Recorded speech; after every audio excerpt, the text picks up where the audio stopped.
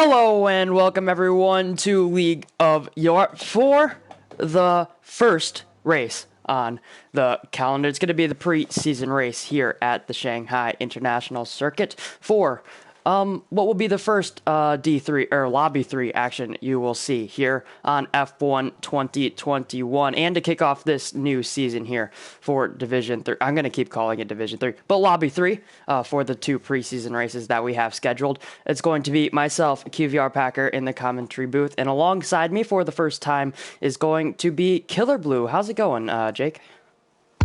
Thank you. Absolute pleasure to be here. Nice mix in the commentary teams. Let's hopefully I'm a nice replacement for Gary for you, but very excited to get this one underway.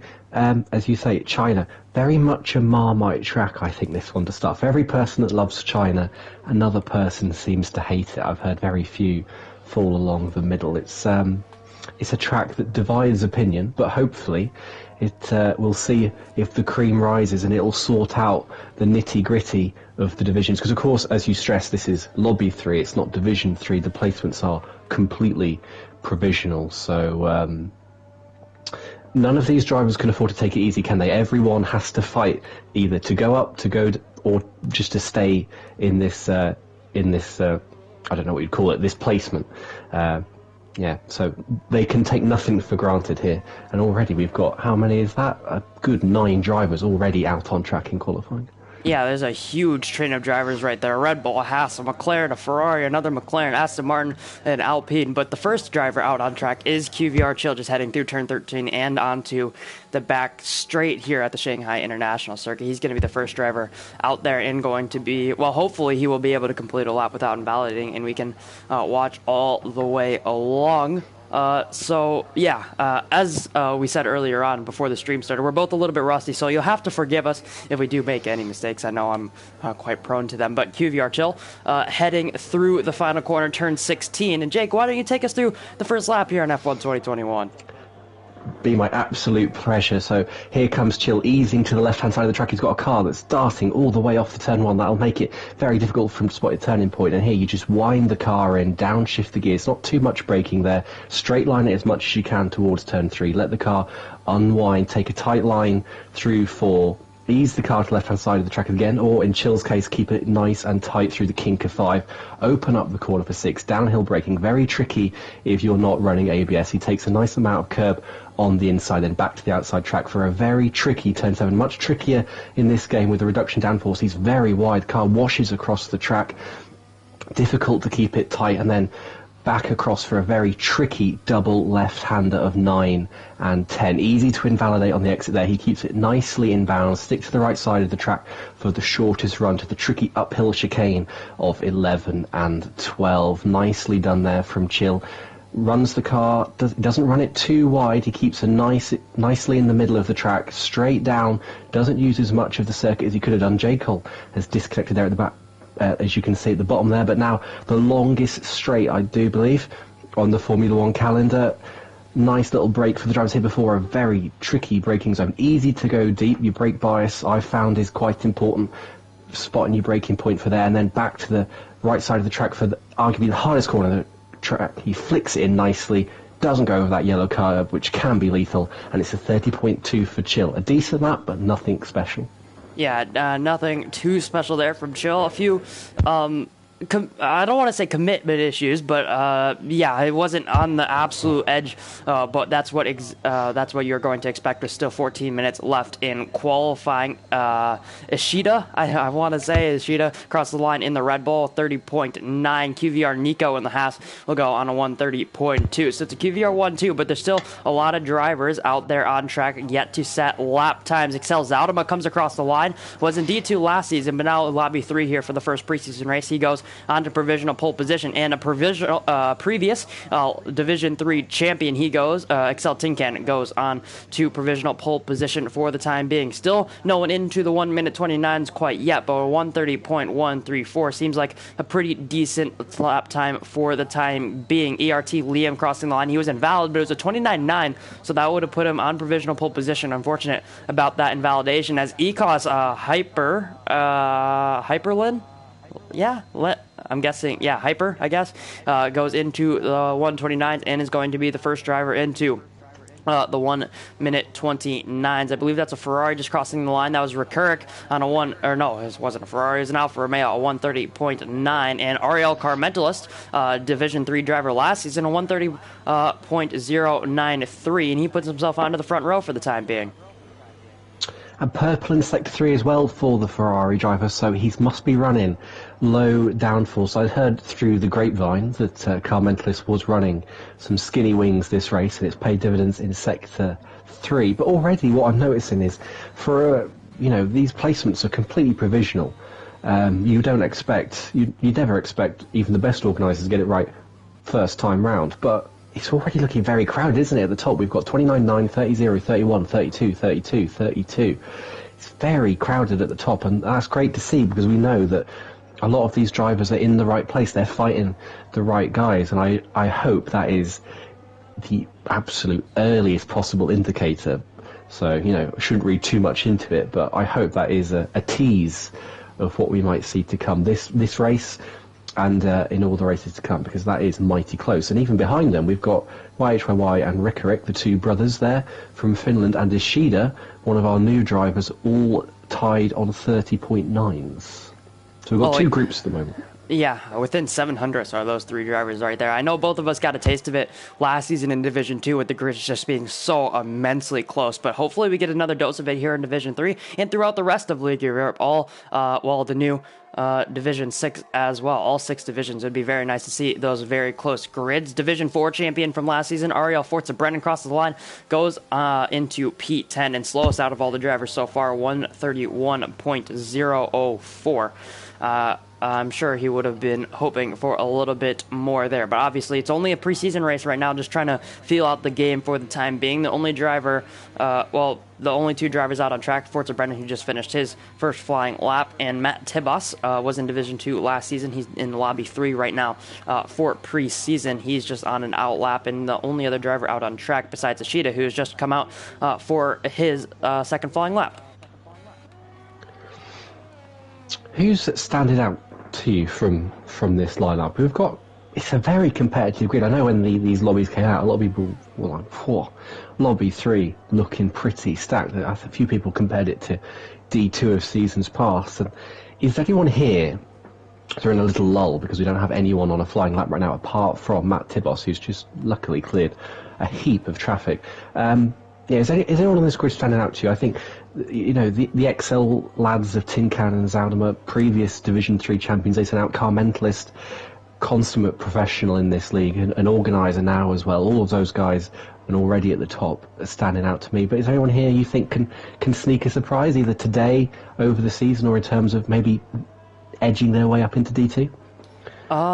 I think Hyper looks pretty good. Obviously, there's still 9.5 or just under 10 minutes left here in the first qualifying session of the season. But Hyper looks pretty all right so far. Only driver into the 29s. There was another driver who I believe was invalid. I can't exactly remember who it was, but he was in the 29s as well. But I think J. Cool, who I'm not entirely sure if he's in the session right now or not, but I'm sure he could put in a pretty decent lap time and be a really good contender. He's known as one of the more consistent drivers. He won a Constructor Championship at D2 in Season 2. He was runner-up in Season 4 in Division 3 and then moved up to Division 2 last season. It was quite annoying from my point of view, just kind of always being in the way. But yeah, he's always going to be there. He's always going to be in those point-scoring positions, so I'm sure he could put together a pretty decent campaign here in Lobby 3, as well as Ariel Carmentalist. He's known as another one of those drivers that's very, very, very consistent. Former ACC champion, dirt rally champion, and rallycross, and in the rally championship as well. So he's can be quite consistent as well. And then obviously Tin Can Zaldama, I think both of them are champions in one way or another. There can be really good. There's going to be a lot of good drivers. It's going to be really good competition here for Season 6. I can't disagree. There's so many drivers in this division or lobby that are remarkably consistent. You said J. Cole is one of them.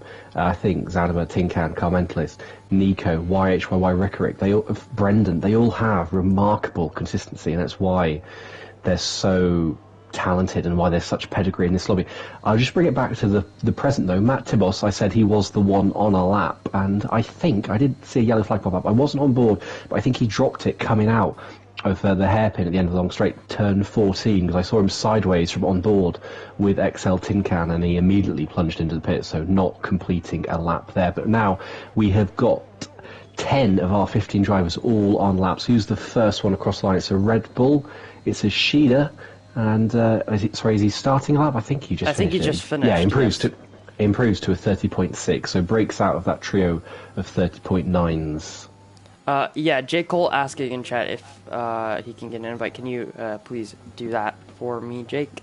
That'd be very nice. Zaudema goes onto the front row, but is swiftly replaced by QVR Nico, who will go fast. It's 129.871 for the Haas driver. QVR on provisional pole for the time being. Ecos Excel, relentless. So many teams here in Division 3 and there's 4 different teams in the top 4. Ariel Carmentos is on a lap looking to improve right now. Hyper is on a lap just in behind him, looking for a little bit of a slipstream there in the Alpha Tauri, but I think it's going to be the Ferrari driver who is going to be the closest to completing a lap, just into the hairpin. Now second gear, using quite a lot of curb on the inside, a little bit of oversteer on the exit as he shifts through the gears, trying to get the traction. Now through the final corner, and he's going to go into the pit lane. Must have made a mistake on that lap, but Hyper is also going to head into the pit lane, even though he was half a tenth up. It wouldn't have been good enough for another position on the grid, so I think making the smart decision to just come into the pit lane. Obviously, tire allocation, you can only have 3 sets of softs and 1 set of medium, so he does have that one more run in hand if he is going to qualify on the softs, which I think he is going to, because I think the medium's 1.2 seconds slower. I don't think there's any way he's going to be able to improve on a 129.9 on the harder compound. Sorry, I was just inviting Jekyll. I wasn't able to do so I completely missed everything that you just said, but I'm sure it was magnificent. I just see Nico's on pole. Is that a 29.8? Lovely lap there from the Spaniard. Ever the bridesmaid, never the bride, Nico. Gary's Rubens, now he finally gets to stand on his own 2 feet, and we'll see what he can do. But that's... I never would have put Nico in provisionally in D3. I know he had a hit and miss season last time around. He missed a couple of races for iRacing events somewhere, but I don't think he missed the last few races as well. But I still never would have put him down in provisionally in Division 3. I would have always pegged him as middle of the pack D2. So he's making a good initial claim, I think, for that. Well, to go back up into D2. And do we have anyone on a lap right now? I see Brendan and Tibos are out and about, and Brendan's just coming into the pits, but Tibos out on mediums. That's very interesting. So he's had those he had that spin on the softs, and now he's committing what seems to be his final flying lap on the medium. That's an interesting way to go. I am aware the softs really do overheat, and they can really fall away from you in the race, but is it worth, do you think, trading away that grid position for the sake of starting on mediums?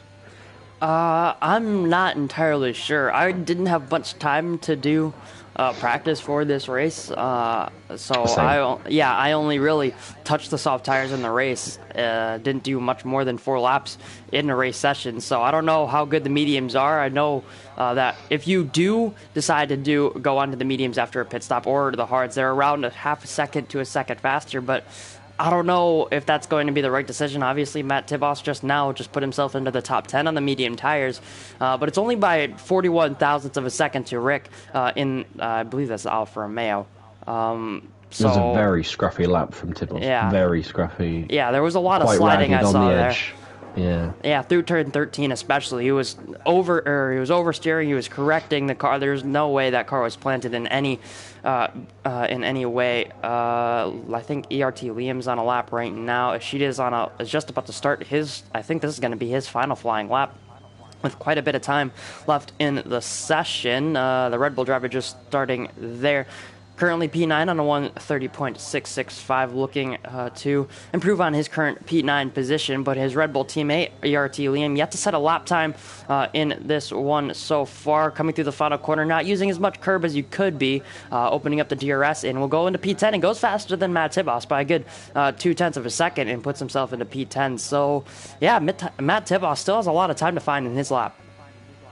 And Ishida's spun coming out of turn 4, stuck? so that... Oh, never mind. I think he just lit up the rear tyres there, didn't he? Very easy mistake to make, especially in this game. I think we'll see more of that. Not too much. I mean, these drivers know when they're going over the limit, but I do think we will see, at least to start with, a couple of drivers making those kind of errors where they just overexert the car on traction, ask for a bit too much from the tyres, and just send the car round. But so that means for the 2 Red Bulls it's only 9th and 10th it's going to be at best. But for Liam on mediums, I don't think he'll be too disheartened by that. That's a strong lap, I think, for his first qualifying session in the league. Yeah, definitely not bad at all. I don't want to say a baptism of fire, but qualifying on the mediums at China here in Lobby 3, it's always going to be quite competitive. It's going to be a little bit difficult for you to get up those positions. But yeah, right now P10 and is out on track after his flying lap. So trying to get back to the pit lane. He won't have enough time to start another lap unless he wants to go for another one after a cool down lap. But obviously that's going to put quite a lot of wear on those medium tires. So it may dilute the advantage you might have in terms of strategy. YHYY is going to be the first driver out on the soft tires. Hyper spun coming out of the last corner to start his lap. I'm going to assume he went over that yellow curb. Car just wouldn't take it, and it spun round like a spinning top, and that has completely botched his lap. He is not improving, and he's going trundling around in 8th gear. So maybe he's got fuel for another run, but if not, that's his qualifying over. Yeah, really unfortunate there for Hyper. Looked like a contender for pole position. Another drive that went into the 29s. Oh, wait, no. I commented on that. Zoutama being in the 29s.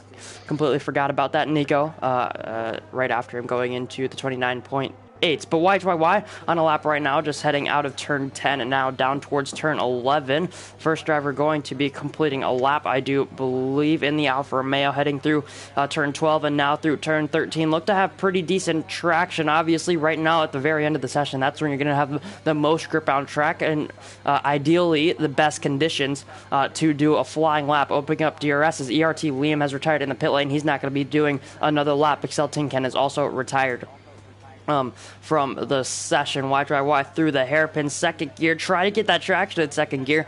Not sure shifting at all to find a little bit more grip into the final corner, up to 7th and then down to 5th. Touched the sausage curve on the inside, had a ton of oversteer, and YHYY will not improve on his lap time. That's going to be his session over. QVR Nico, though, through the final corner, looked a little bit wide of the apex for the Haas driver, but he improves by 0.08 of a second and will put himself into the 129.7s, and Hyper spun again out of the final corner, took just a little bit too much inside curve, and that's going to be his qualifying session over. There's a Ferrari or an Alfa Romeo. Matt Tibos trying to make it to the line, and I think he's just going to be able to, as the session will now just end. A McLaren crossed the line. That was Jake Cole. He wasn't able to get across the line. Hyper crossed the line after spinning. So now it's going to be Ariel Carmentelis, the next driver to cross the line. He was 3.5 of a second up through the middle sector. Let's see if he was able to keep it through the final sector. Really sliding out of the final quarter. It's going to be pole position for Ariel Carmentelis for the time being, improving by almost 0.4 of a second. I think Recurk coming to the line. He doesn't improve on his lap time, but lost a lot of time in that final sector. QVR Chill goes onto the front row on a 129.7. So Nico is just falling and falling here after improving on his provisional pole position lap time. B Morgan coming through the final corner now in the Aston Martin. He crosses the line, goes a 130.0, finds 0.4 of a second, but will go to P6. A Mercedes just crossed the line. I think that was Forza Brendan, his Mercedes teammate, and Brent came into the pit lane, and then YHYY once again coming through the final corner, looking for another driver on the lap. I think the last driver is going to be Matt Tibos in the Ferraris, half a second up currently, so that would put him on a 130.4, but he still has 3 corners to find even more time. He's invalid, though. according to my minimap indicator, he is invalid. I'm not too sure if that is the truth or it's glitch. We'll see when he comes around the line. Ooh. And he's done exactly what Hypers did, and he's totaled it for good measure. That rounds out a torrid qualifying session from Matt Tibos. I'm sure we'll see an improvement from him at Abu Dhabi next week. But he gets to start on the mediums. Even if he had been on the softs, he starts 11th, 3 choice of tyres, so not too bad for him. But yeah, what a cracking lap from Carl Mentelis. And I'll say quickly before we run through the order, the field spread of around 1.3 seconds, I think that's about as good as we could have hoped for an initial evaluation race. I mean, look at the top 5 there, just split by just over a quarter of a second, so I'm very much looking forward to this one. But I'll pass it over to you just to run through the final qualifying result. Yeah, 1.3 seconds, even if we are still missing just a few drivers. It is a preseason race, so still a lot more to come, but it's going to be Ariel Carmentelis on pole position here in China. QVR Chill, QVR Nico will lock out 2nd and 3rd, and then ECOS Hyper, Excel Zadama, B Morgan, Excel Tin Can, YYY Ashida, and ER Team Liam will round out the top of 10. Matt Tibos, Rick, Ariel, Forza, Brendan, Brent, and J. Cole, the last 2 drivers on the grid, didn't set lap times, though, for them. J. Cole, I think, lagged out, and Brent just not able to complete a lap time out there on track. But yeah, that's going to be interesting for this first preseason race. Ariel Carmentelis, not exactly known for being quick at China, but was able to put in the lap time and put himself on pole position here. Having commentated D3 last season, I have to say that is a striking change of tune from Carl Mentelis. He was a serial qualifying bottler last season, and he would tell you that himself. So many times he did not get a lap together. Not just a great lap, he did not get a lap together in qualifying at multiple qualifying sessions last season. So I say to see him on pole and out of the blocks nice and quickly with a really strong, confident performance in his weakest area, by his own admission. That's really positive to see. And you mentioned Brett not setting a lap, and I have to another comment is if you can't set a valid lap at China, it does beg the question: is there any hope for you? And this is one of the easiest tracks to not go invalid on, in my opinion. There's 2 corners. The last corner, turn 16, on the exit, and the exit of turn 10, that double left-hander in the middle sector. It's very easy to keep the car in bounds here, in my opinion. So I think if you're going 3 invalids at China, then you have got a problem with track limits. But yeah, let's have a look at what tyres everyone's starting on. So outside the top 10, no one going for the softs. Is that any great surprise? We've got 3 on hards. Tibos, Brendan, our D4 champion from last season, and the aforementioned Brent and J. Cole and Rick go on mediums.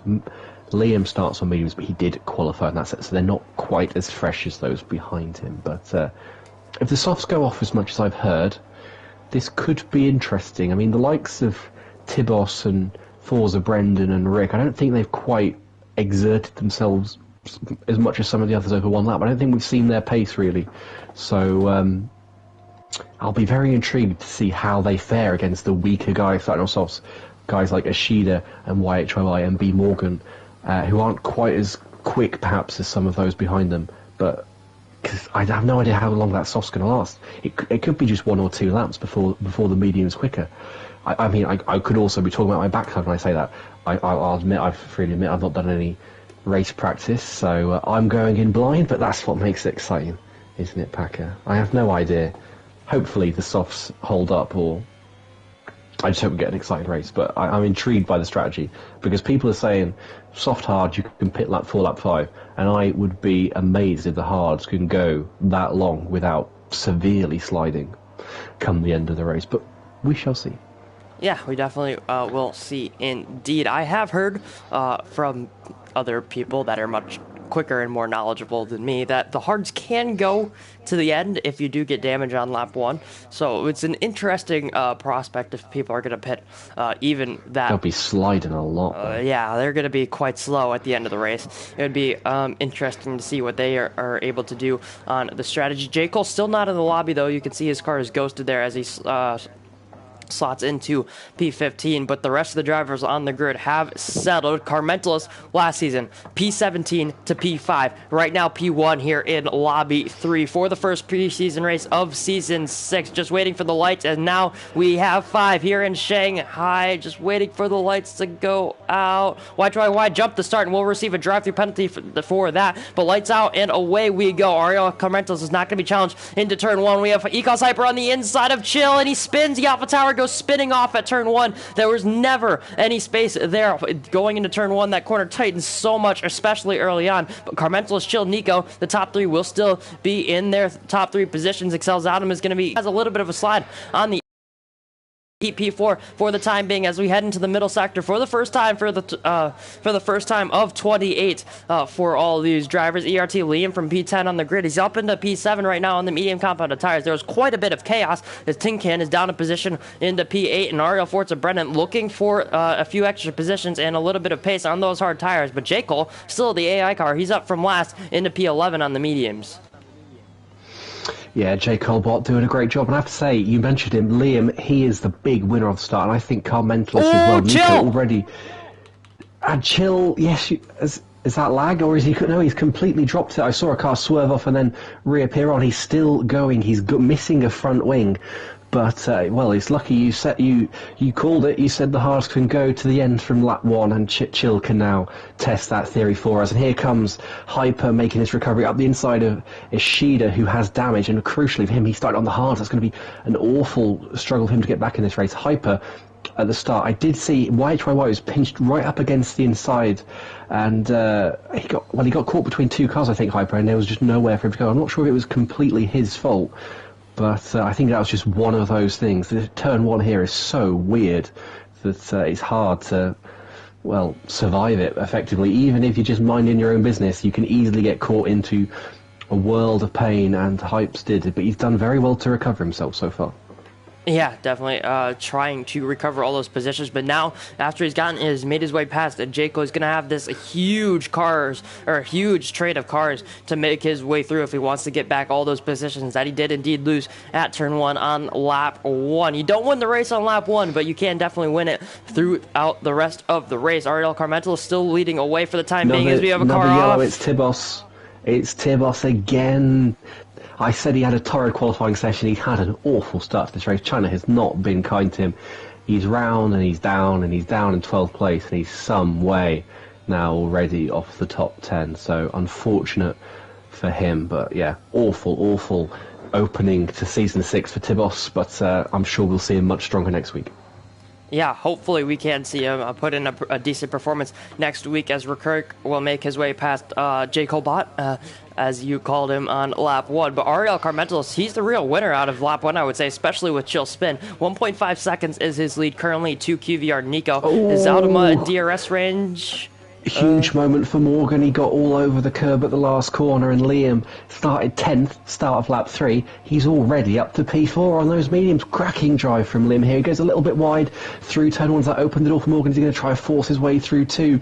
Liam leaves just enough racing room for him. I think if I was in Liam's position there, I'd have just chopped in front of the Aston Martin, but he's done well to hold on to that position after going a little deep into 1, and he capitalised really nicely on Morgan's mistake.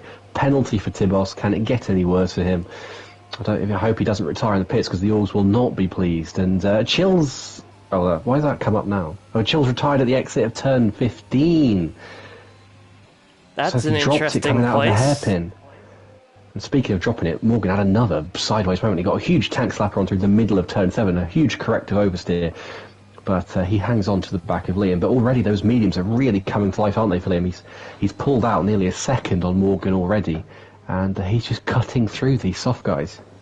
Yeah, ERT Liam definitely taking advantage of all the opportunities that he has been given, making his way past B. Morgan after a mistake from the Aston Martin driver. But now the Red Bull is going to be onto the back, or trying to get onto the back of this train for P2, possibly for the race win currently. Tin Can on Morgan. Tin Can on Morgan. DRS. Morgan has it on Liam, but Tin Can must be running much lower wings, because that is a textbook move. Up the inside of 14, Morgan's going to fight that out. Thought Tin Can was going to run him out of room. He left just enough. But Morgan has to concede for the second position in 15 corners, and Tinkan goes a little wider in the last corner. I wonder if that's picked him up a warning. No penalties for anyone so far, but sorry to cut across you, and Zaudema and Nico are really in close company as well in the battle for P2. Yeah, the McLaren driver trying to get onto the back of the Haas. Zaudema must think that Zaudema's had a pretty decent run at China, especially last season. I believe he got on the podium, or was very close to it in Division 2 last season, taking advantage of drivers with drive-through safety cars, wet conditions at the end of the race. I know you definitely remember that Chinese Grand Prix. The less said about that, the better. That is a banned subject for this commentary team. We will never talk about that again. Yeah, you definitely remember that one. But yeah, Zaudema currently P3, looking for another good result here. He has a 1.6 second gap to ERT Liam in behind. We have a yellow flag. That's Matt Tibos, who spun. You said it couldn't get any worse, and it definitely has gotten worse. Just a little bit more there for Matt Tibos. Now his race gap is a meme. Yeah. This race has been an absolute meme for that guy. I'm sorry for him, but shocking.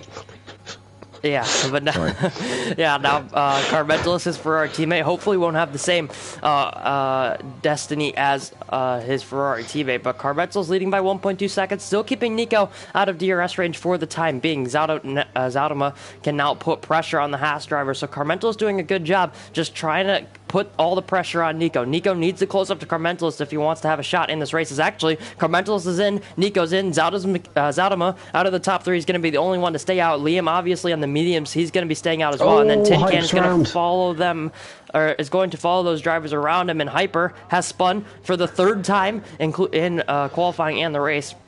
Has spun through the final corner, and his race is going from bad to just a little bit worse for the AlphaTauri driver. Looking at the pit stops, Carmentelis, Nico, and B. Morgan have all gone on to the hard compound of tires to make it to the end of this race. And Carmentelis comes out in, just in behind J. Cole and YHYY. So he will have a little bit of traffic to negotiate, but that means Nico could get a little bit closer. But he's actually lost quite a bit of time. The gap was 1.2 seconds. It's now 2.5 out of the pit lane. I wonder if Nico was a little bit cautious going into pit entry, didn't want to risk that speeding penalty. But Hyper, his race is approaching the Tibos bracket of disappointment, isn't it? And there was something else I was going to say, but it's completely escaped me. In that I'm confused why Zaudema didn't pit with the other guys. I don't think there's any advantage to going long here.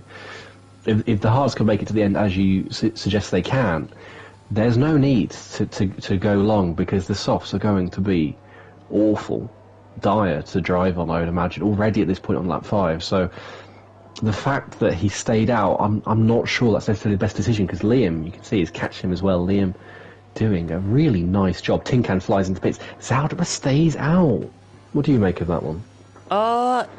Well, going on to lap 6 here now as the McLaren driver, possibly going for a set of mediums. I think if you pit at the end of lap 7, you could maybe get to them to the end, but I'm not entirely sure if that's the plan that Zaudema is going for. Possibly. You know, Zaudema loves a good old alternate strategy from himself. So, yeah, possibly thinking about those medium tires and going to the end of the race that way. But ERT Liam showing what the mediums can do currently, even though he started on them inside the top 10, doing a pretty decent job closing down. Zaudema has caught him 4/10 in the last lap in a bit and doing a pretty decent job. Ariel Forza Brennan on the hard tires. He's 6 seconds behind Liam Recurk, 4 seconds behind him, and then Ariel Carmentelis, the next driver on track, and he is going to be the first driver who has made a pit stop so far. He's definitely gonna have a pretty big gap on Nico and on Zaudema now. So Carmentelis looking is in a very, very, very good position. Matt Tibos sets fastest lap on a 1:33.4, but is currently P14. Ooh, and slides off the track at turn 1. He's all the way off the track. That's not exactly where you want to be putting your cars. B. Morgan makes his way past J. Colbot and is now up into P8. So let's look at Zaudema just heading towards the hairpin right now with Liam in tow. Let's see if he's going to be heading into the pit lane on this lap. I was just having a quick look at the lap times, and Brendan's lapping a second off these two, and yeah, you're right, Zaudema does come in. That releases Liam, who was on 2 personal bests on this lap, sectors 1 and 2. So I think he's just set a personal best lap. So there's still plenty of life in those mediums. But I'm surprised at Brendan's pace. D4 champion, he's a second off Liam and Zadama. I know he's on the harder tyre, but I'd expect him to be a little bit closer than that, especially compared to those old softs and older mediums on lap 6. White Hawaii drops it out of turn 13, the bank turn 13, and he's another casualty. I thought we'd see a few mistakes, a few drivers lighting up those rear tyres, spinning round, and it's claimed a few already. It's claimed Chill, it's claimed White Hawaii, it's claimed Matt Tivos multiple times, it's claimed Hyper multiple times. So, yeah, quite an error-strewn race this, and it'd be interesting to see if the likes of Carmentless, Nico, Zadama, Tinkan, if they can keep it clean. I think if they can keep it clean, someone in this top group's probably, they're going to crack, they're going to make a mistake at some point, and I think it's just who can drive a sensible, consistent, measured race, keep it within themselves, not overexert too much, and I think that's where, in this race and the other races of the season, I think that's where the strong contenders are going to come from. The people who don't make mistakes, because it's so much easier to make mistakes on this game than we saw on 2020. I'm just going to highlight again, Brendan is still hemorrhaging time to Liam right now. He lost 3/10 in around the 10, 11, 12, 13 complex. Those hards really aren't coming to him. I don't think it's going the way of any of the hard starters right now. Yeah, definitely. I think, well, Brendan, there were 3 drivers, I believe, or 2 or 3, that started on the hard compound tires. Ariel, Forza, Brendan, the only one that is still out there on the hard compound tires and is in P2 right now, obviously still yet to pit. But yeah, not exactly going his way right now. ERT Liam will lead, followed by Forza, Brendan, Rick Carrick, and then Ariel Carmentos, who leads, is in the provisional lead of this race by 2.3 seconds, followed by Zadama on those 2-lap fresher hard tires by 0.3 of a second. So Zadama already right onto the back of the Haas car. Zadama looking pretty comfortable on those hard tires right now. They're a little bit fresher and is getting a little bit more grip out of those, and he's right on the back of the Haas driver, trying to put some pressure on the QVR driver, and I think he really just wants to get past Nico and try and make his way up to the back of Carmentless and start putting pressure on the provisional race leader. Zadama just had a little twitch through turn 6. He just caught the inside a little bit, and who's that? B. Morgan's round out of turn 6. Zadama had a twitch, Morgan's had a full-on spasm there, and he's all the way around, and that is very costly, but he's still ahead of Brent. He's not lost any places, he's lost a lot of time. I say that, Brent nicks past him at turn 8, and there's Hyper passing J. Colbot as well. But you said Zadama looked very comfortable on these tyres. Nico doesn't quite. He looks a little bit sketchy right now. Is that B. Morgan again? Yeah, I believe he has wing damage. Yellow flag.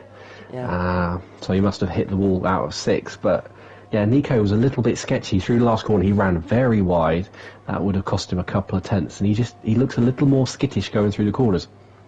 But that said, I don't think Carmental is completely happy either, because obviously we can see that Zadama is quicker than Nico. Nico is catching Carmentalist as well. The gap was around 2.7, I think, when the pit stops were done. It's now 2.2, hovering around 2.2, 2.1. So it's really all to play for between these top 3. I think they're effectively in reverse pace order for this phase of the race. I think we've got the slowest driver at the front in Carmentalist at the moment, followed by the middle quickest in Nico, and then the quickest in Zadama, who very much looks like, if he can get a nice run off 13, I think he's going to have easy pickings for Nico there. Penalty for Morgan for speeding into the pit lane.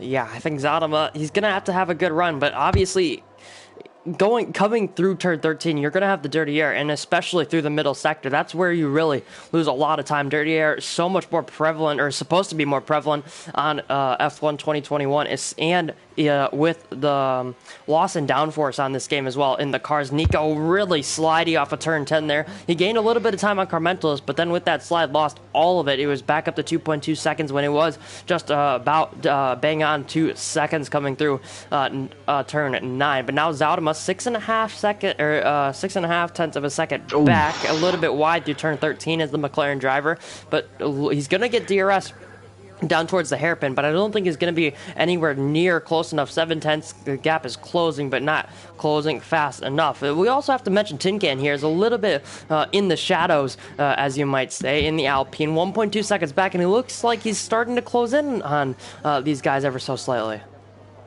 He's doing a good job. Like Nico just edged those 5/10 out of Car Mentalist. Tinkan's been doing the same. He's just chiseling away at the gap to Zaldemar and taking advantage of him being caught up behind Nico, who goes very deep in turn one, takes a very lazy arcing line through turn one into two. That's going to cost him a couple of tenths, and it does. A gap to 4/10 per second. Ishida passes J. Colbert, I can see there, but I think if Nico must have a straight line advantage because he's getting, or as you say, it's the day because he's getting such a good run off 13.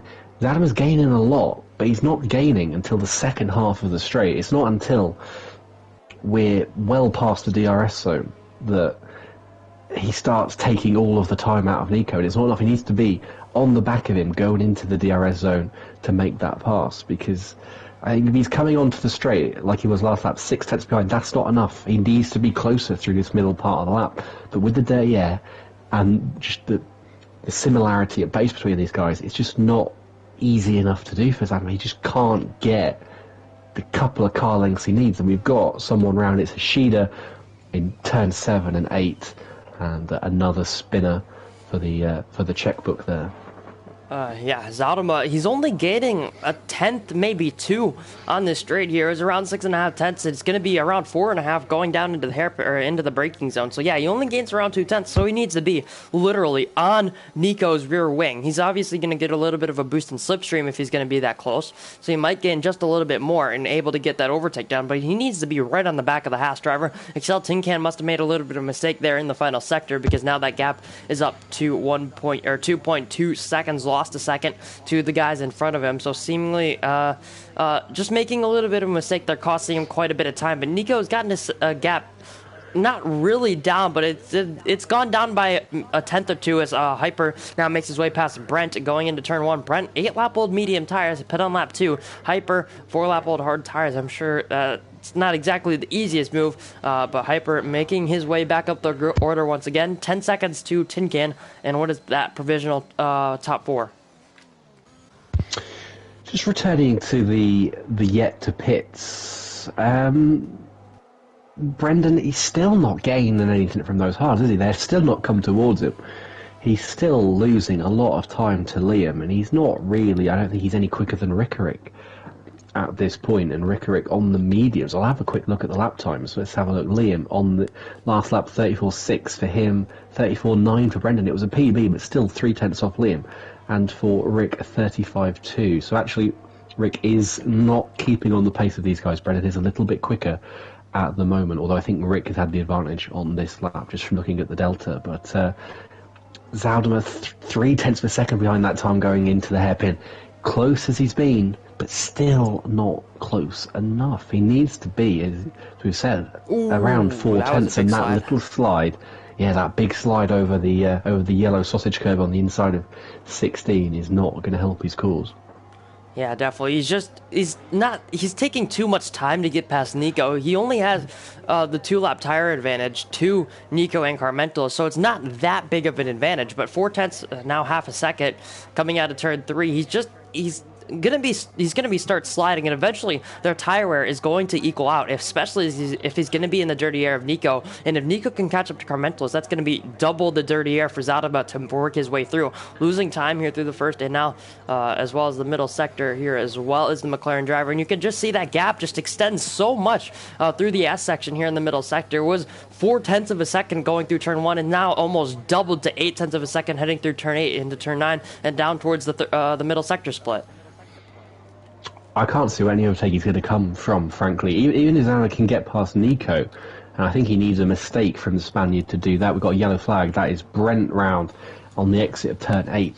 But, yeah, even if he can get past Nico, I mentioned in qualifying that, Carmental is running very low downforce here, and you can see it on the delta coming through the middle sector. Zaldemar doesn't have DRS. And you're right, he doesn't have DRS, but yeah, Nico will then lose everything down the straight because that gap extended from 1.9 seconds to 2.3 going down straight. So, and finally Liam and Rick pit. But so if Zaldemar can't get past Nico, who's slower than Car Mentalist in a straight line, he has no chance getting past Car Mentalist unless the Brit makes a mistake. But I'm getting ahead of myself. He's got to get past Nico first. He's not quick enough in a straight line to do that. Yeah, can you see Zaldemar was able to close it down to half a second once again. going through turn 1 and 2, but once again, just not close enough in the places where he needs to be close. Half a second is still not close enough to get that done, but QVR Nico right now getting a little bit of a move on as his gap to Carmentals is now down to 1.7 seconds. I think Rick has had a spin coming out of the pit lane. So unfortunate for the Alfa Romeo driver and the previous Season 4 Division 2 champion not having the greatest of times here at the Shanghai International Circuit, is he?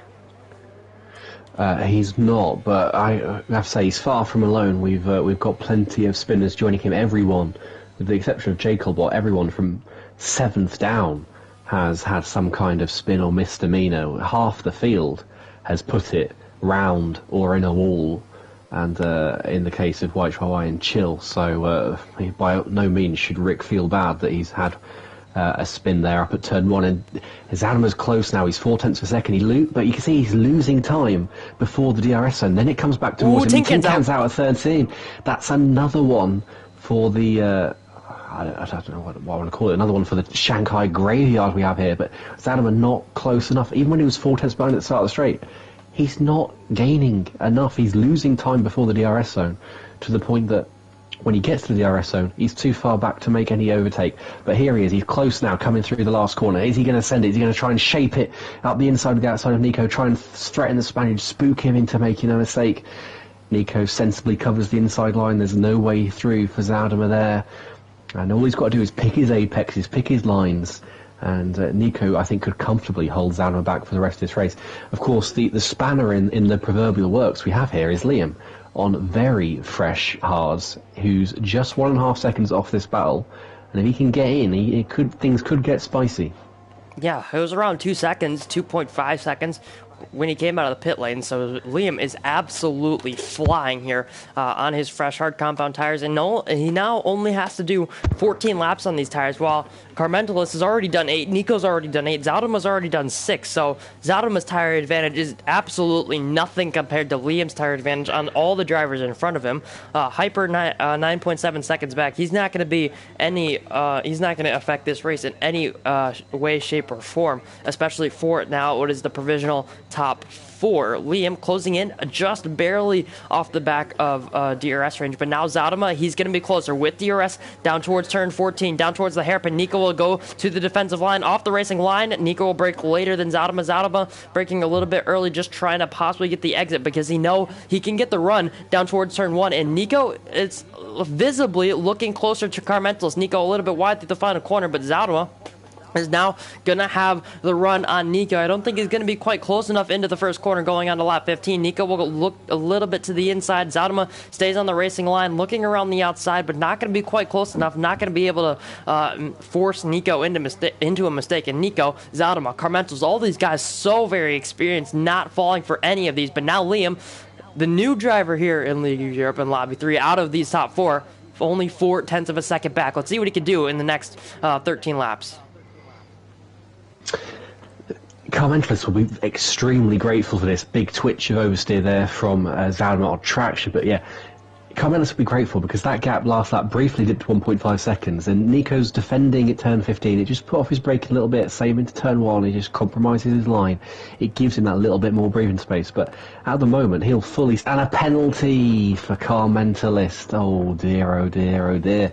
Puts Nico into the net lead of this race. Carmentalis made a huge mistake through turn 11, got on the inside sausage curve. That's not exactly what he wants to be doing. And look at Liam. Look at Liam, how close he is to Zadama. Zadama's half a second off Nico. We know he's not the quickest in a straight line.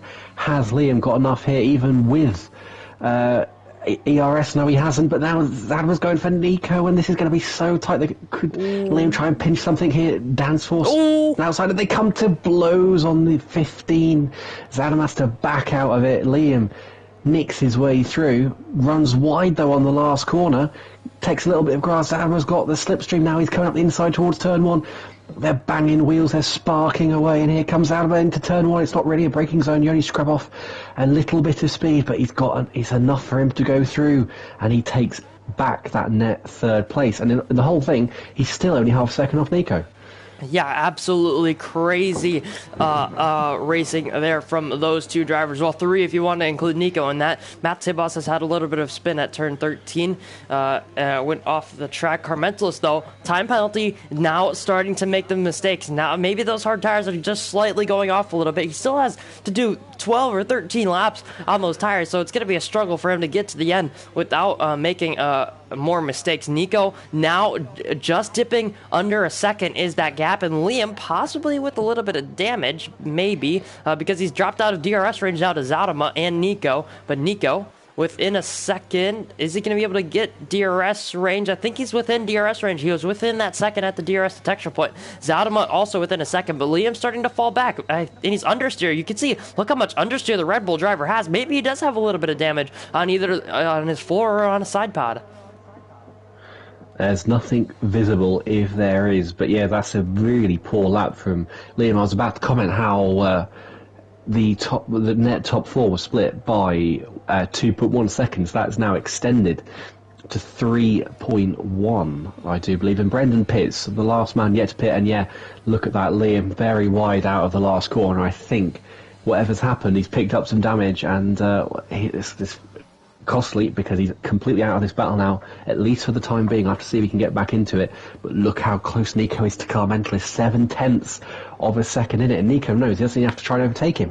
He can just sit in Carmentelis DRS, avoid a penalty, and Dan will have no answer to that. If Nico now has DRS, there is no way for the Dutchman to get through. Yeah, if Zadama wasn't able to get past when Nico didn't have DRS, there's absolutely no way he's going to be able to make his way past Nico. But you can see Carmentelis is really, really struggling here. Nico, even with the dirty air, is closing in through the middle sector. The gap is down to half a second as Brent has had a spin out of turn 15. Unfortunate there for the Mercedes driver. Still inside the points, though. In this preseason race, I think everyone down to J. Cole, or even down to J. Cole, is still in the points. Top 12 here, score points here in League of Europe. Not like it matters too much since it is a preseason race. Oh, but look very at wide Nico. from Carmentelis. Carmentelis so very wide out of turn 13, struggling with maybe a little bit of overheating. I know he's had overheating struggles in the past on the F1 games, but yeah, really struggling through turn 13, struggling with his tire, struggling when looking for grip, a little bit of a lockup going into the hairpin there, but Nico closes in. The gap is now down to 0.4 of a second. Nico sliding those rears, trying to get the best possible traction, a little bit wide through the final corner, doesn't get the greatest of runs. Carmentelis has a better final corner, and I think he's going to be able to hold him off just because of the final corner that he had, and Liam now into the pits. I think he's going to try and fix some of that damage. Carmentelis has pedigree in preseason. He dominated at Mexico last season in Lobby 3. He had a tremendous race, and then I think after that everyone was saying he can win the title. It didn't quite manifest for him, but he certainly knows how to start a season on the right foot. And although he's got that penalty, he will want to win on track. Make no mistake about that. He'll be kicking himself for the penalty, but if he can keep Nico and Zadama behind, he will be feeling very confident going into next week and the season ahead. It puts him in good shape, either for a D3 title challenge or a push towards D2.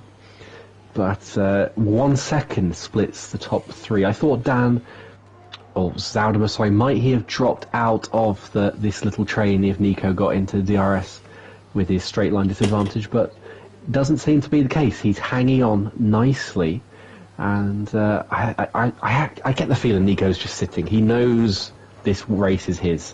I think he's not committing any of his eggs to the basket of winning on track. He knows he doesn't need to do anything. He's just vibing out there. He's living his best life because he knows that Zadama has got nothing on him as long as he stays in Carmentelis DRS.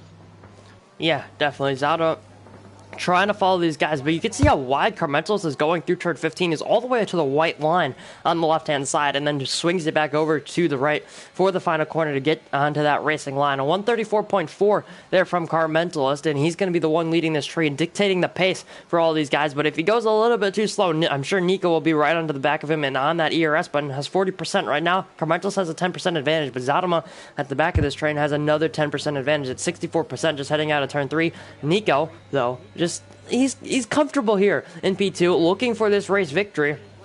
Hasn't had in the last two seasons as Liam picks up 3-second time penalty and in P7 there. Unfortunate for him on those now new medium tires. But we also have to mention Ariel Forza Brendan. Obviously, we've had a lot of mistakes from drivers, but Brendan on the medium tires now in P4 on the 15 and a half seconds behind the race leaders. But yeah, he's put himself in a really solid position here so far. It's remarkable to think that only the top 4 drivers in this race have not spun or had to make an extra stop, as it is the case with Liam. Everyone else has had a spin, which is frankly remarkable that we have a 15-car grid and we're only 2/3 of the way through this race and only 4 drivers have got to this point. Oh, here's Nico and Zadama. Without spinning round. Is that Nico looking at Car Mentalist? Well, he spooks Car Mentalist. This Ferrari goes a little bit deep, and Zadama will just be hoping to pick up any scraps left over between these two. Nico had a bit of a spurt on traction there, but no harm done. I say that, but here comes Zadama. He's got so much more slipstream. He's so much closer to Nico. And Car Mentalist in between them. Are they going to... Oh, Dan goes around the outside. Nico's trying to force him wide. He'll claim that inside apex. Car Mentalist will just be hoping these two tangle and give him a chance to win this race with that penalty. But well, they do come to blows around turn 4. Sorry, Nico still just about comes out on top. Zadama going to try to tuck into his slipstream, send it for turn 6. No, he sensibly backs out. But yeah, well, if they keep racing like that, maybe this isn't over for Car Mentalist. Maybe he does have a chance.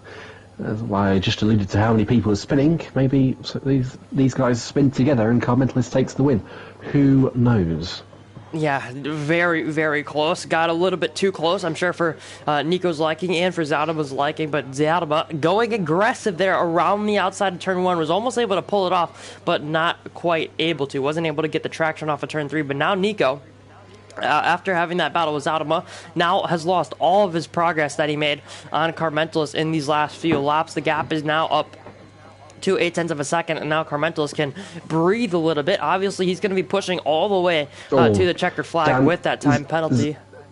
Zadama was using his ERS. He got a huge run before the DRS zone that time. Nico forced to defend fresh air on the inside of turn 14, but again, nothing going for Zadama that time. But I think that's showing there that when Zadama wants to kick on and use his ERS, he's still a huge threat. Big squirm for him through turn 16, but we've been seeing that all evening, so no surprise there. But yeah, this race is far from over, isn't it? And I'm worried that someone is going to lose some front wing or have some extra floor or barge board damage, as was the case with Liam here, because this is getting very feisty, isn't it? It's only pre-season, but there's no love lost between these two. No one is leaving anything out there. They're all going for it. They all want to win on track. And I have to say, they are giving us the only entertainment in this race so far, because further down, we've got a battle between Rickarich and Liam for P5, but I think Liam will dispense with the Finn quite quickly and we'll see a return to just this front 3. And it has been just this front 3 all along, with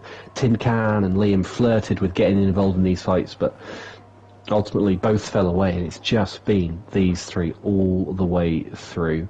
And there we go, Rick and Liam are actually going for it around turn 6. I think Liam came around the outside there, nicely done. He got a huge slingshot to 7, and Rick on those older tyres going to have nothing to do there. And Nico's made a mistake at turn 13. What happened there?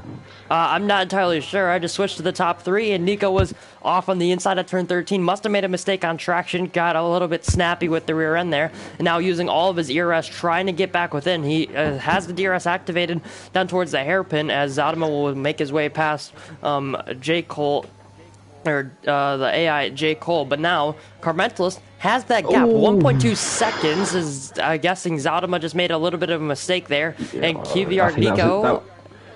That was his bigger mistake, as we see. He's had a couple of those twitches through the last corner, but that was as big as the one he's ever made. It cost him about half a second to Car Mentalist, and it's put Nico right back on his gearbox. So very costly error there from Zadama. Yeah, but now Nico just having another little bit of a slide. Maybe his tires a little bit overheated on F1 2021. If your tires start overheating, there's no way that you can bring them back and still be at a competitive pace. But Zaudema trying to get back into the car mentally. He's back within a second for the time being. Nico was just around half a second in behind Zaudema, but now that gap, or both gaps, have opened up to just around 8/10 of a second. Nico trying to close in. Zaudema closing in as well. Car mental is going not exactly, I'm sure, the pace he would want to be going, because Zaudema and Nico still hounding on the back of the Ferrari. And Zaudema's got himself comfortably back into DRS range this lap, hasn't he? The gap was over a second. He's easily brought that back in, so he's got so much more speed through the middle part of the lap. His tyres are fresher, of course, by 2 laps, but I think the main thing is he's got extra downforce on that car, and it's paying tremendous dividends through the middle part of the lap, because I think the less downforce you have, the more those front tyres are going to overheat, because the more they're straining and crying out through those high-load corners, so turn 7 and 8, turn 1 as well, turn 13, the more they struggle, the less downforce you have. So Dan's not only got more grip through there, but he's also able to keep his tyres in play a little better as well, because they're not having to work quite so hard to give the performance. And indeed, he is just 4/10 behind the Ferrari now, coming into lap 23, 6 laps to go. And after that spat between Zaudema and Nico, that mistake from both of them, everyone, top 3, back within a second of each other. Yeah, but now we have to turn our heads towards the bottom of the screen and the ERS right now. Carmental is just dipping over 80% into the braking zone at turn 5. Zaudema is at 33%. Nico at 20%. He was derating down the straight after making that mistake at turn 13. It was below the 10% mark, so you get less performance from your energy recovery system. So, yeah, Nico, Zaudema both struggling a little bit for ERS, but Carmentos, whenever he really wants to, can use his ERS to just pull away. He could have used it when Zaudema and Nico were battling, as Matt Tibos has another spin in the middle sector. His race has gone from worse to worse, if that's even a term to describe Matt Tibos' race. But Carmentos, he has the ERS to use, and he hasn't been using it. Zaudema using his ERS, he's back down to 30%, and now under it, using the DRS down towards turn 14. He's not going to be quite close enough. Is the McLaren driver, just around 2.5 of a second. Goes a little bit deep, but yeah, now Nico as well is also on the back of the McLaren. Only Season 5 D3 homies will know when I say that Tibos is the reincarnation of K-Mark. He's even in the same car right now, so comical race from Tibos. Very unfortunate, of course. Difficult for him, but I know the kind of races you have where you make one mistake and it just starts to unravel. It happens to me at least once a season, usually at Monaco, and we can see how much Carmental is struggling under braking, turning, traction. All parts of his game right now are suffering to Zaudema because he's losing time, even in the braking zones, I think.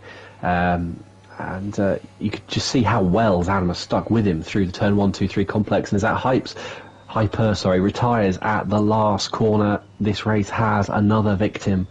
But up front, Zaudema's as close as he's been to Carmental. Carmental misses the apex by a touch of turn 9. That keeps Zaudema in play, where normally he'd be struggling in the dirty air. It's 3.5 per second towards a tricky braking zone of 12. Uphill. Can he hook it in nicely? He does. He pinches both apex well.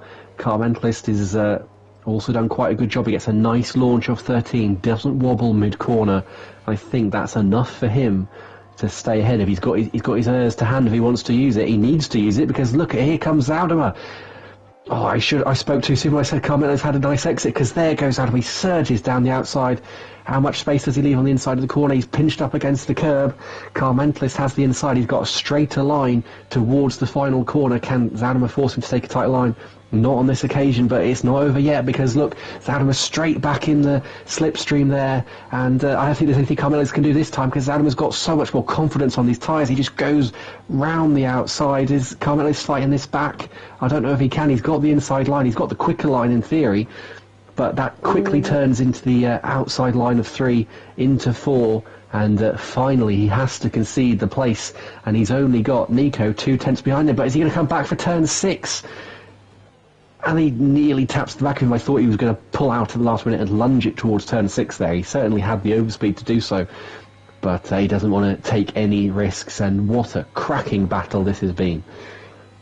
Yeah, the battle of the two veterans. Zaldama plays ACC. Carmentos, former League of Europe ACC champion. Nico dabbles with the GT3 game as well. So all these guys, veterans of League of Europe, they play other games. They're going to be all so very experienced when it comes to racecraft, when it comes to races like this, where they have to battle tooth and nail for these positions, especially for a race victory for Nico and Zaldama. Carmentos with that time penalty is not going to be in contention, but look at his ERS, 98% coming through turn 13. He's not even going to be using it. He has the DRS on Zato, but he's not even going to be fighting it. He realized that with that penalty, there's no real reason for him to fight this. He has a 13.5 second gap. Ooh, almost into the back of Zato as Matt Tempest retires out of turn 10. But Carmentos has, I would say, the advantage in this battle right now, especially because of that ERS. Obviously, with the time penalty not going to be, or that time penalty is going to be hindering him, but Carmentos still on for a chance to win this race out on track. Going on to lap 26 now. He has 3 laps to just get into or get back in front of Zaldama, and as you can see, going into turn 1 there from Carmentos' point of view, Zaldama, that red light was flashing on the back of the McLaren, so Carmentos knows now that he has the advantage if Zaldama doesn't know it already. Ooh, He's Nico! Not settling for. Did he have a? I see he's dropped a second. Did he maybe have a big moment out of turn 4 there? He must have lost a lot of time coming out of that loop section at the start of the lap. But I was going to say, Carmentos doesn't look like he's settling for P2, does he, on track? He wants to win this on the road, even if he's not going to take the honours at the end of the day, even if it's not going to be his name that says he won this race. But I wonder if that signals the end, really, of Nico's challenge for the win of this race, because it's put him out of DRS, and we know Carmentos has all of that ERS in hand. This will be interesting. How much ERS, with 2 1/3 laps to go, does Carmentos want to use to try and get past Adama? He puts it on early out of 13, gap 7/10 per second, already 6.5, 6, 5.5 tenths per second. He's got DRS open now, it's coming down all the time, 3.5 tenths per second. Is he going to send it at the last minute? He goes very late on the brakes. Both go late on the brakes. Dan goes a little bit deep. Carmentos able to pick the throttle up a little bit earlier, I think. It's 3 tenths per second towards the last corner. It's all about who can keep it nice and clean. Easy to lose your cool in that last corner, especially in a pressure situation like this. 3.5 tenths the gap over the line. Is he close enough for turn 1? Not on this occasion, but Nico back in DRS behind as well. He has not given up on this race. Yeah, definitely. I know Carmentos likes being the driver behind, especially when it comes down to late race situations. He's always told me that he's more comfortable in the dirty air than he is in clean air. So right now, Carmentos, in his words, in the position where he would want to be going into turn 5 there for the penultimate time on lap 27, the penultimate lap of this first preseason race. And in my has it been a cracker up at the front here. Zaldama, Carmentos, Nico, 3 teams, 3 different drivers, all fighting for this race victory right now. McLaren, Ferrari, Haas, you can't get much better than the action we've seen from these front 3, but Zaldama through turns 9 and 10 is starting to make up a little bit of advantage, but you can see that Carmentos, with all the ERS he has, he can just dump it all on these final, lap and a half now, and he can just make his way past Zaldama on that final lap. Zaldama will have no answer, but Carmentos needs to stay within DRS range. He needs to stay at that striking distance for going down towards turn 14 for the penultimate time. Opens up DRS, 85% ERS is going to be starting to close in, but he's not going to make that move, I wouldn't imagine. Looks to the inside. Zaldama breaks late, but Carmentos breaks a little bit later. Zaldama once again taking that wide line on the exit and was able to get the traction down Carmentos over to the right side before Zaldama doesn't get the greatest of runs through the final corner, does the Ferrari driver. Zaldama gets a little bit of a better run. Now Carmentos is closing in. He's not going to go for the move. Zaldama all the way to the pit wall, just able to defend that position for the time being, as now we are on to lap 28 of 28 here in Shanghai. Zaldama showing his nerves a little bit there, defending fresh air. There was no way Carmentos was going to try and go all the way up the inside of turn 1. You get pinched on the apex, you have to take way too tight line, you lose far too much speed. So, and he did it a few laps ago when he first took the lead to Zaldama. He came right over to the extreme right of the track, down the back straight. Absolutely no need to do that. He's just signalling to his opponent that he's wary, he's apprehensive, he's anxious that a move's going to come. And it does unsettle you a little bit, I think, as the car in front of you feel the need to compulsively defend every possible opening, even the ones you imagine in your head. Gap 5.5 tenths as we come towards turn 12 and 13 for the final time. Most important exit of their afternoons here. And it's 4 tenths per second. Can Carmentless keep it together? It's 5 tenths, 5.5. It's going to be 6 as he opens the airs up. And you see, there he goes, Zaudemer coming to the far right of the track. Carmentless isn't close enough. He doesn't need to do that. He's not breaking the toe. He's not gaining anything from this. He pulls back to the racing line and Carmentless sends it. Zaudemer leaves him the room. Carmentless tucks in. He gets a straight line. He gets a squirm of oversteer. He can't force Dan to take that tighter line. And Dan is going to come across the last corner and he takes a sensational on-track victory. He'd won it anyway, but on penalties. But it's Zaudemer who wins on track. Carmentless second, Nico third. Carmentless and Nico swap places. But what a sensational final lap that was. Yeah, definitely. Can't argue with that. Sensational final lap. Sensational final few laps, especially from those top three. But I think Carmentless, Zaudemer knew it was coming. He dumped all of his ERS down the back straight. Carmentless, I think he could have gone for it on the penultimate lap if he really wanted to make sure that moved on, because you could see how close he was. Zaudemer wasn't fighting it at all. He obviously moved to the defensive line just to keep just to show that he was defending it, and just didn't use any of his ERS on those final few laps, was saving it up for the big moment down towards turn 14. Carmentless had to make a desperate dive and just wasn't able to pull it off in the end. It's a tricky one. I think if we'd seen someone like Montana or a Toxic in this race, we would have seen an overtake or an attempted overtake much sooner. I think Carmentless was sensible, or you indeed, or I don't want to call people out like that. I wouldn't dare. But I think there were moves on for him. I think there was one into turn 6 where he could easily. Where he had an opening. I think when he was fighting with Dan initially, he had a chance to sneak through into the breaking zone of 6, and he opted just to tuck in. And the last 2 laps before the final lap, he had a chance going into the turn 14, and he just held off. Which I think, if you're in a championship fight, that's the right thing to do. I think pre-season, you may as well go for it. Go for broke. I think the move was there. I don't think it would have been reckless if he had gone for it. I think the one he tried on the last lap was more reckless than the one he didn't go for on the 2 laps preceding. But what a cracking race that was. It's Zaudemer who wins. He's a bit of a pre-season merchant, Zaudemer. I think he's won a few of them now, but I don't think he's won a league race in LOE for some time. But he always shows up in pre-season, as does Carmentless, so they're starting on the right foot. So it's Zaudemer who wins from 5th on the grid.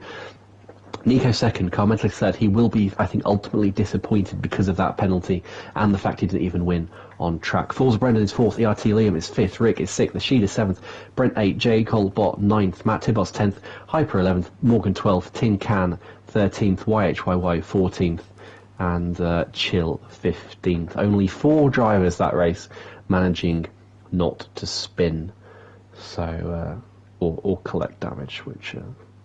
Yeah. We expect nothing less from pre-season, but yeah, that was I wouldn't call it a shambles, but certainly people still finding their way on the game, as you would expect. Yeah, but the fact we only had 4, it's quite remarkable. Yeah, obviously the first race of the season and only the pre-season race, so you're gonna go for it a little bit more. I would say you're not gonna be quite as cautious. But yeah, great race from the top 3, especially Zaudemer, Nico, Carmentless. ERT Liam was there for a little bit. Tin Can had a little bit of a show right towards the mid part of the race. But yeah, can't really ask for much more in terms of racecraft, especially up at the front. So Jake, do you have anything you would like to say before we head towards Division 2, 5 and 6?